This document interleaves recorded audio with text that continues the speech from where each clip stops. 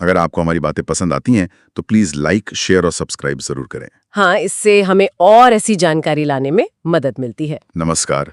आज हम एक ऐसी कहानी की गहराई में उतर रहे हैं जो सुनने में बिल्कुल फिल्मी लगती है। हाँ, एक मशहूर यूएफसी फाइटर की कहानी। लाखों कमा रहा था, नाम था, शोहरत थी, और फिर बन गया ब्रिटेन के इतिहास का सबसे बड़ा बैंक लुटेरा। यकीन करना मुश्किल है ना? बिल्कुल।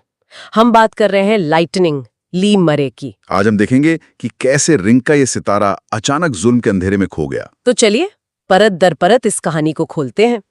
ली मरे उस वक्त कोई 27 साल का रहा होगा। इंग्लैंड का जाना माना एमएमए फाइटर। हाँ, काफी टैलेंटेड था, उसका रिकॉर्ड भी अच्छा था, 8 जीत 2 हार। एमएमए की दुनिया में लोग उसे अगली बड़ी चीज मान रहे थे। और रिंग में एंट्री का अंदाज भी बड़ा निराला था उसका। कभी वो ऑरेंज जंपसूट में आता था तो कभी हैनिबल लेक्टर वाला मास्क पहनकर, एकदम शोमैन। और उसका एटीट्यूड भी, मतलब बेखौफ। कहता था मैं किसी से भी लड़ लूंगा, मुझे डर नहीं लगता। लेकिन रिंग के बाहर की कहानी थोड़ी अलग थी, है ना? हाँ। बिल्कुल। उसका एक दूसरा पहलू भी था।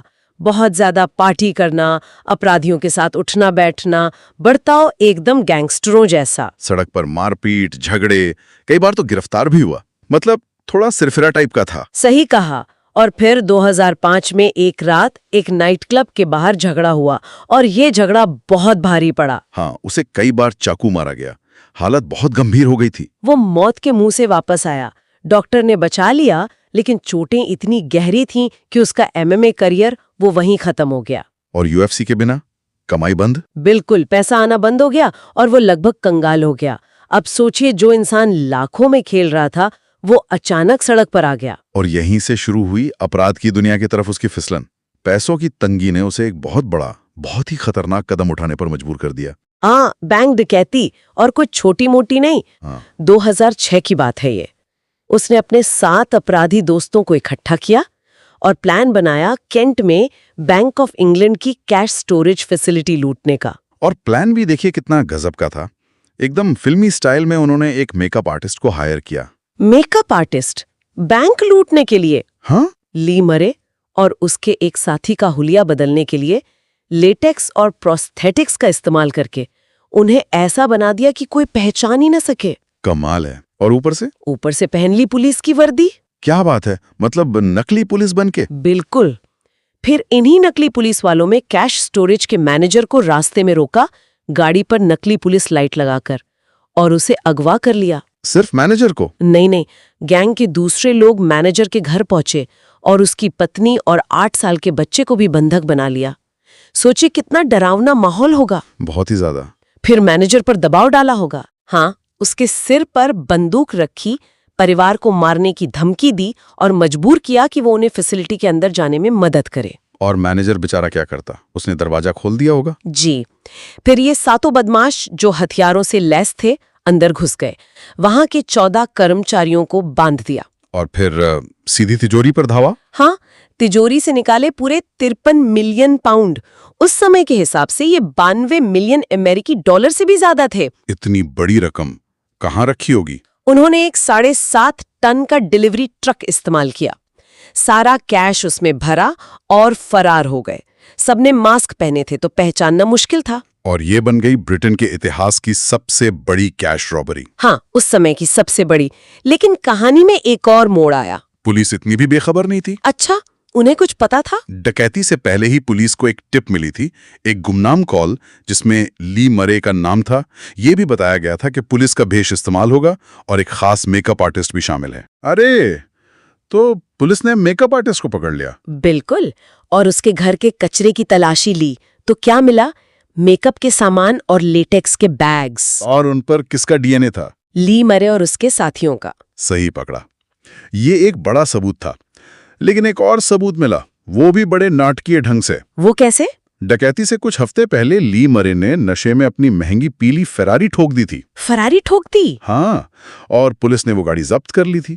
जब डकैती की जांच शुरू हुई तो पुलिस ने उस जब्त की हुई फरारी की तलाशी ली। और उसमें कुछ मिला? सीट के नीचे एक सेलफोन छिपा हुआ था। अच्छा, और उस फोन में?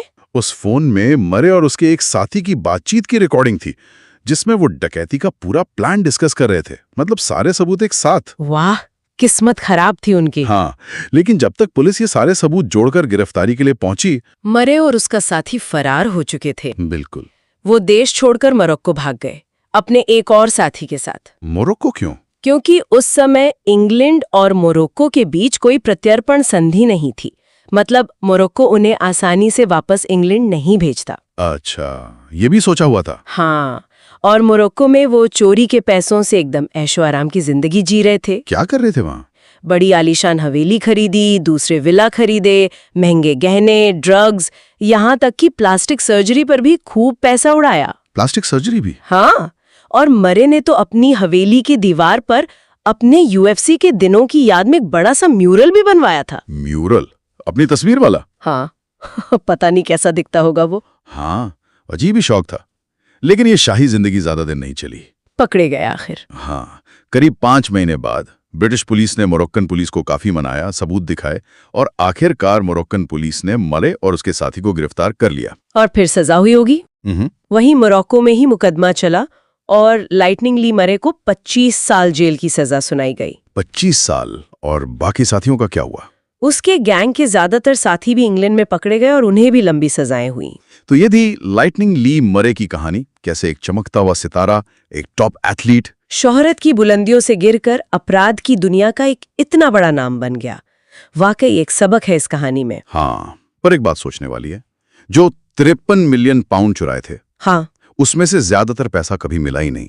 पुलिस ने करीब 21 मिलियन ही बरामद किए। मतलब 30 मिलियन से ज्यादा वो कहाँ गए? कहा जाता है कि वो पैसा आज भी कहीं बाहर है, छुपा हुआ। शायद किसी को ढूंढना चाहिए। शायद। तो ये थी हमारी आज की गहरी पड़ताल। अगर आपको ये जानकारी पसंद आई तो लाइक, शेयर और सब्सक्राइब करना ना भूलें। और हाँ, इस कहानी पर आपके क्या विचार हैं? क्या लगता है आपको उस पैसे का क्या हुआ होगा? अपने सुझाव नीचे कमेंट्स में जरूर दें।